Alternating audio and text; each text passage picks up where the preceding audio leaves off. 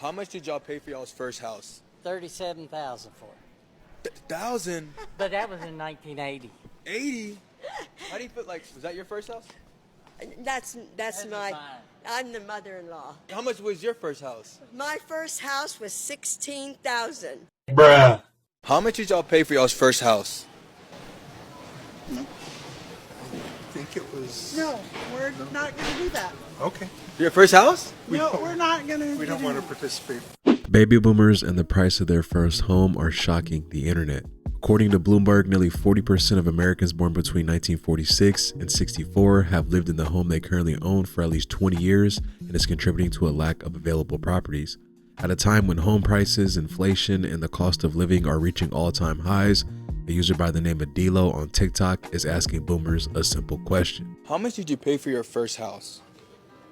Why? That was 53 years ago. 53 years ago. How much was it? 25 cents. How much was the gas prices back then? Probably about 39 cents. A gallon? Yep. The answers that have been given have definitely been expected, but even then, millennials and Gen Z are still stunned. But how did we get here? How in 2024 do baby boomers account for 53% of all the wealth in the US, while millennials only account for 6%? Why are economists predicting that when all is said and done, it will actually be Gen Z that will be the ones to benefit from the passing of boomers and not millennials? What are we missing? Well, I spent entirely too much of my life in the past few weeks answering those very questions, and I'm going to answer all of them for you in this video. We're going to break this video down into 4 parts. How did the baby boomers come up on so much bread and wealth, and why are they hated on by damn near every other generation? How are they affecting the market negatively and positively?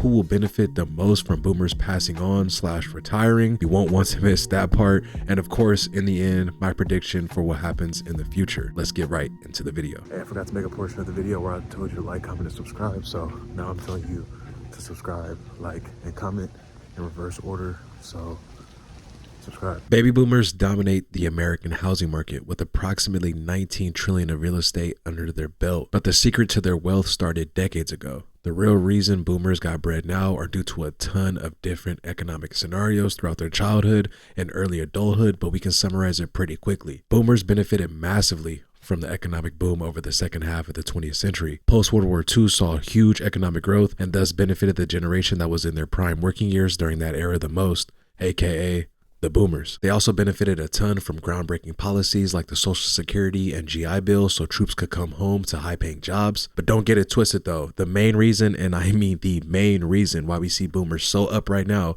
is because of how much their assets appreciated from then till now. These are the group of people that had the most time to benefit from the housing and stock market. The S&P 500 has grown nearly 4,000% since 1969. And of course, the whole reason why we're here, they bought houses for 10 to 30K and all them bitches is worth at least 500K plus. And if you live in Cali like me, that's more like 800 to 900K if we're keeping it real. How much did you pay for your first house? $18,000. Hey, notice how they all laugh before they answer it. They know it sounds crazy, bro. That cheap? It's a long time ago. 1958. Okay, What was the interest rate 58 is back then? crazy. How much did you pay for your first house? About 34,000. That cheap? 34 bands, bro. How many of y'all buying a house right now if you had 34? If it was 34 bands, how many of y'all buying a house right now? Come on, bro. I'm in the Bay. I'm taking that shit every day of the week.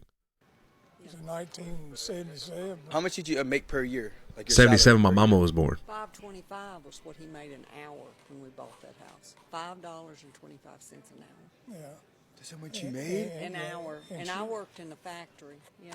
How much did you get paid back then for working a factory job? It was by the hour. $3-4 bucks.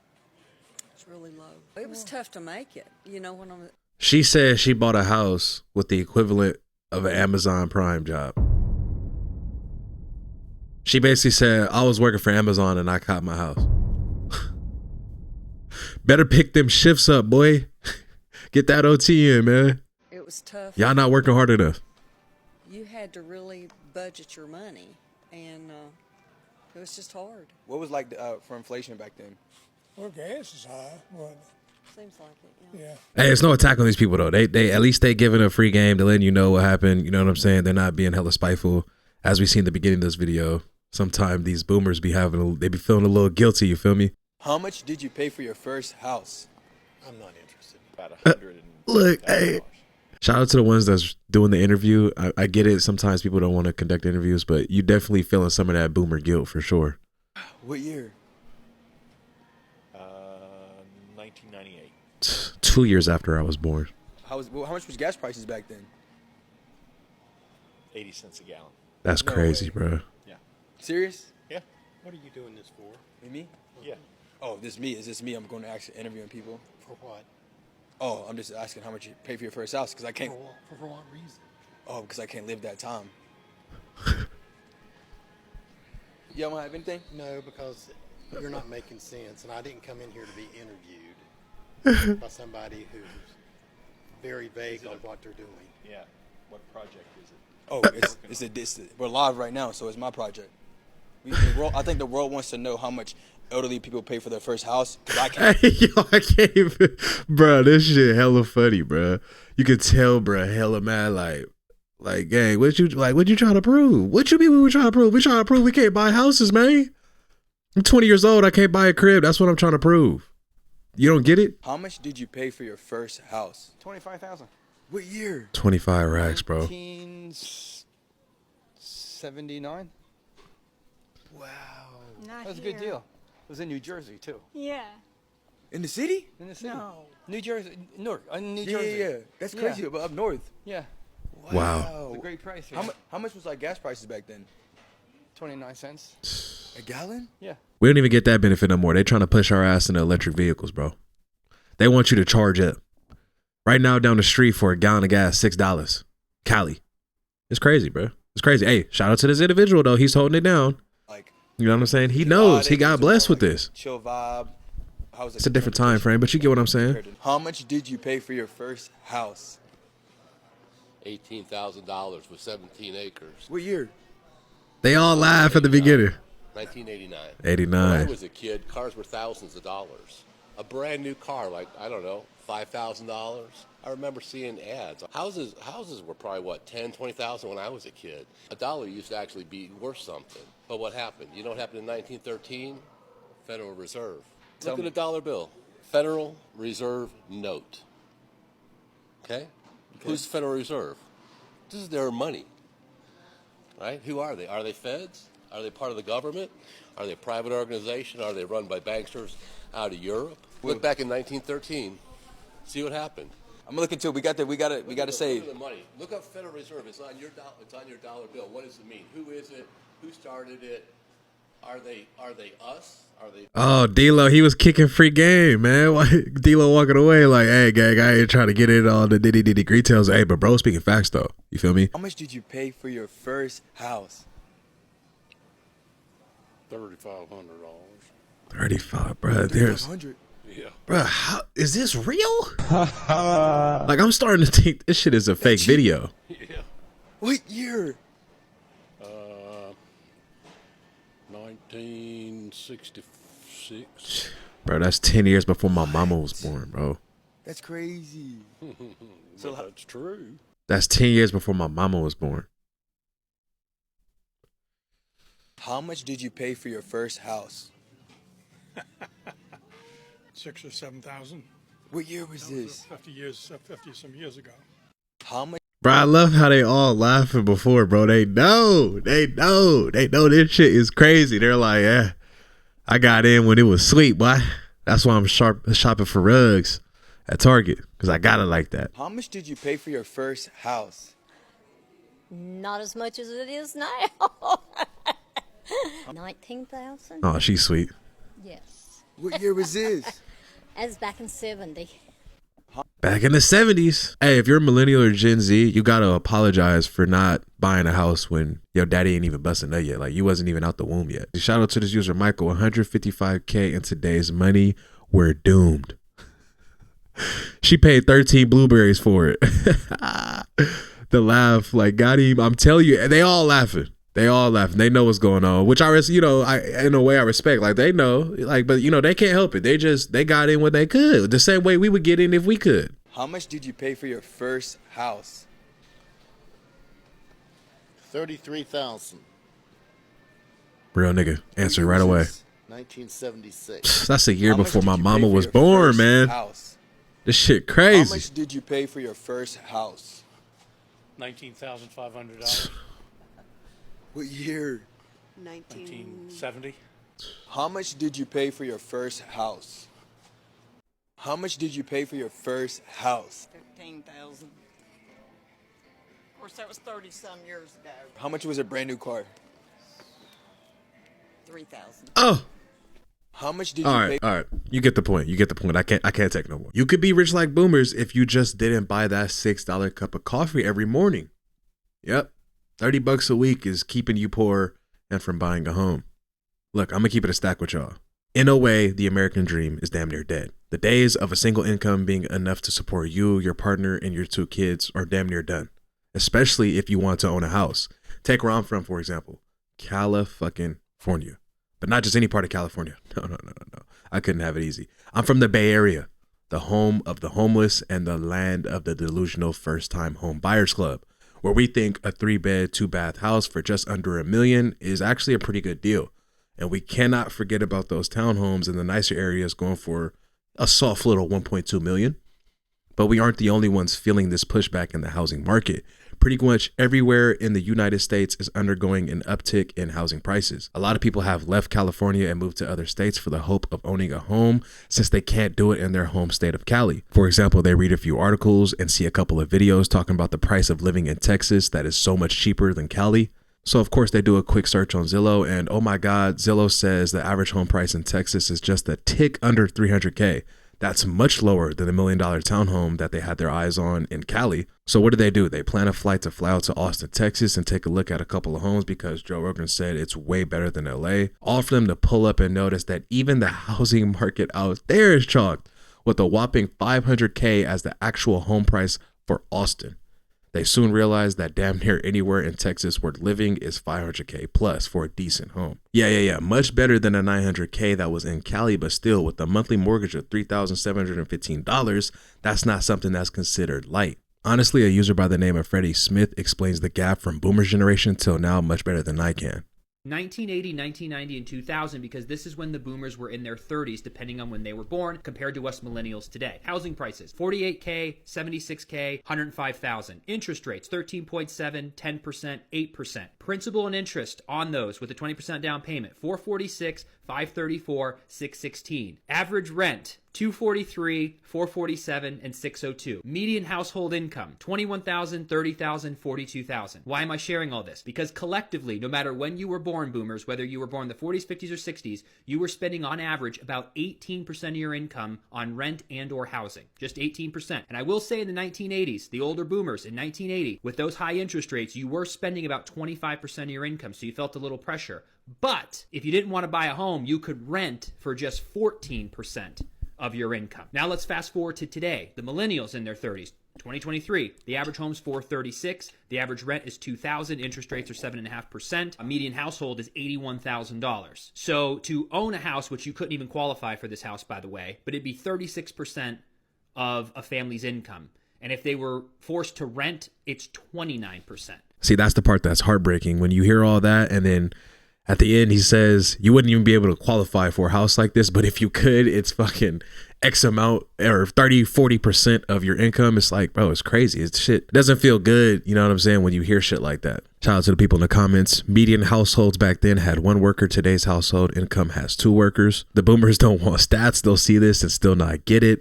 How can we change this? This is unlivable. But on top of all those stats, the well-known comedian Tim Dillon, who also oddly enough wrote a book titled Death by Boomers, knows that boomers won't sell their home if they don't see millions in profit. Boomers will not sell their houses for anything under a $1.6 million profit because they like to lord them. They like to make their kids feel guilty. They like to tell you how cheap the house was when they bought it. Yeah. And then it's their millennial kids are sitting there saddled with student loan debt.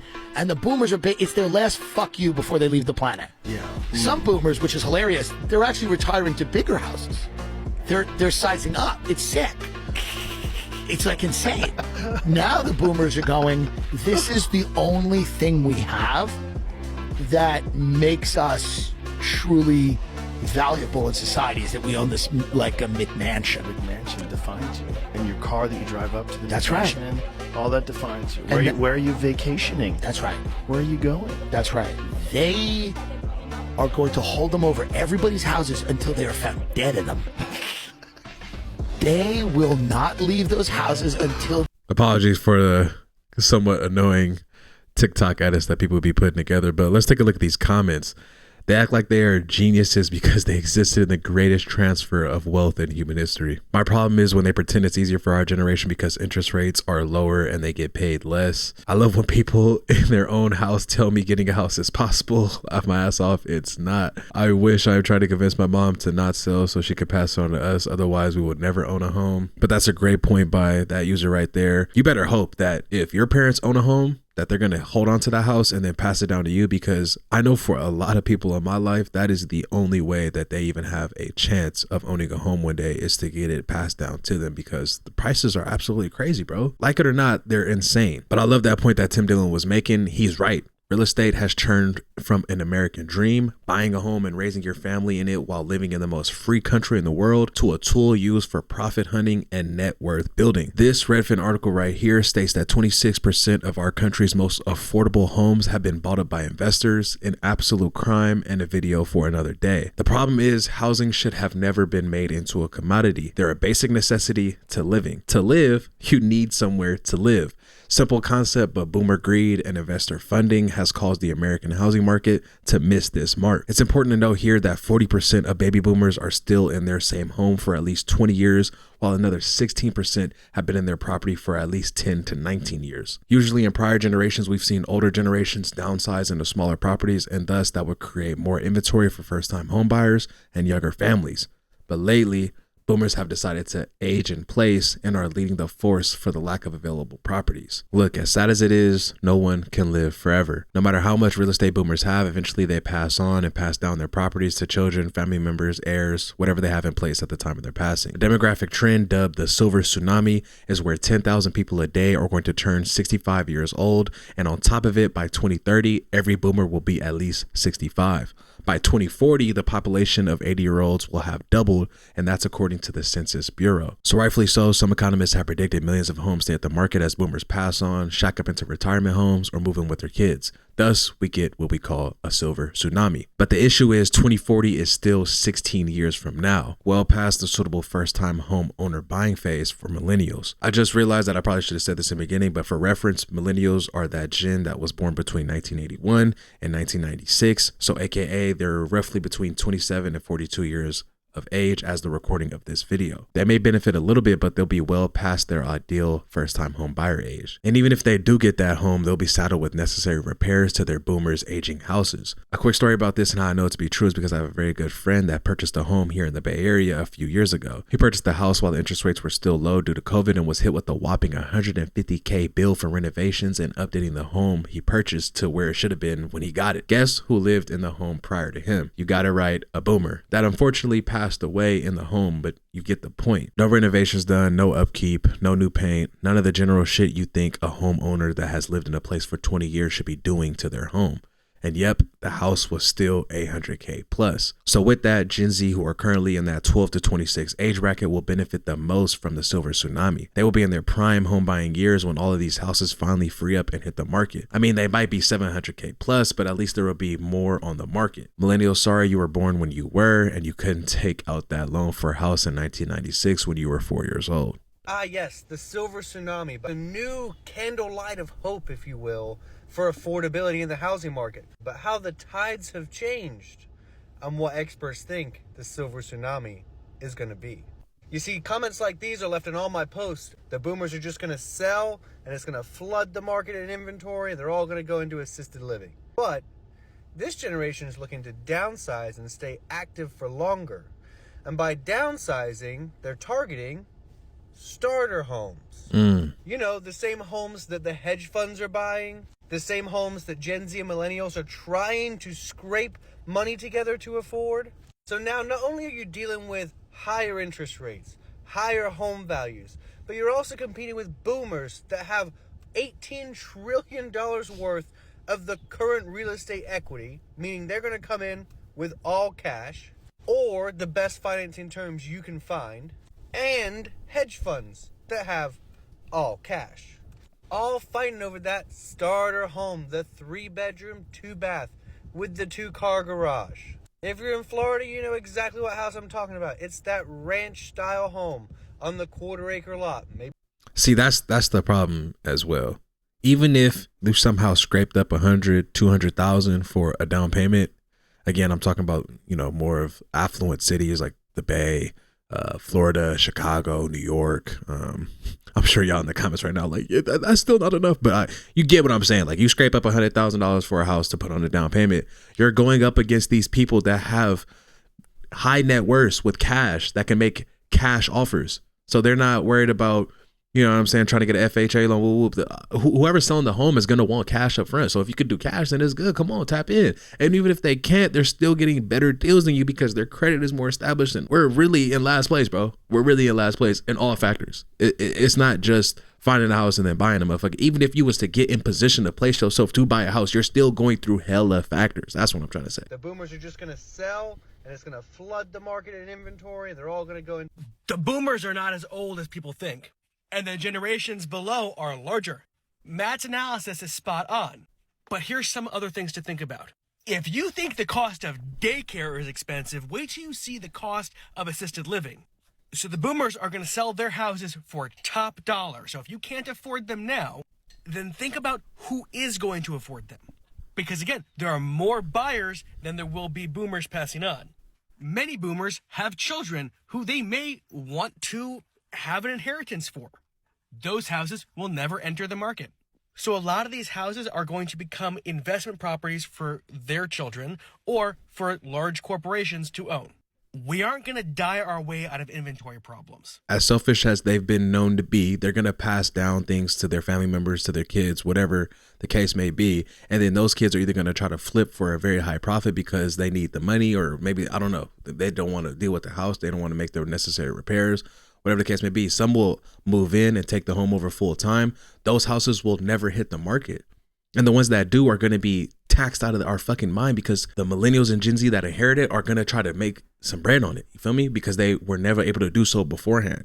It's just all in all, bro, this shit's chalk. In summary, it's a cost of living versus median wage versus inflation type shit. Wages haven't kept up with inflation and the cost of living has risen higher than inflation. Mathematically speaking, it was for sure more financially easier to buy and own a home for boomers as they began their adult years. But where does that lead us? Will it always be like this? And is there hope for younger generations to own a home? But we need to understand that the average age to buy a home right now is 36 years old. And it's important to note this as a ton of people in the younger generation want to be homeowners by the age of 30. Trust me, I want the same for myself, but it's honestly just not realistic, especially for today's times. Millennials and Gen Z are going to have to learn to be patient before being able to jump on their first home. And honestly, it sucks, but we got to live with the cards that are dealt to us. So more and more people will start pushing off home ownership for vacations, experiences, material items, cars, whatever, you name it. As home prices continue to climb, people are going to start to question, do they even need a home? On top of that, it's all going to be very interesting to see how this remote work impacts housing over the next 5 to 10 years. The demand from employees for remote work or even hybrid work, which is 2 to 3 days in office rather than 5, are allowing people to push out of the big cities into smaller cities on the outskirts of a chosen region. For example, if you work in San Francisco, a ton of people are already moving to areas like Fairfield, Tracy, and Antioch to secure a home that they can actually afford across the bridge. The cons of cost and time are less than the benefits of affordable housing, and working 2 to 3 days in the office allows you to not get burnt out with the everyday commute grind.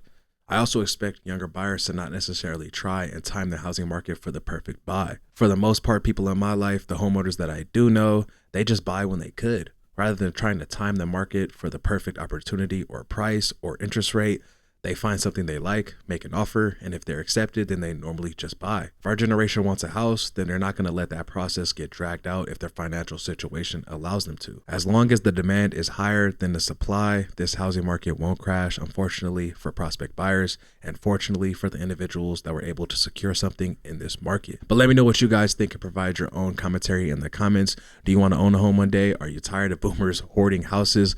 Just let me know your general thoughts. Drop some stories in the comments for me. And please, if you're still here, why not subscribe to your boy and stay a wild twin? Come on, man. You know you want to.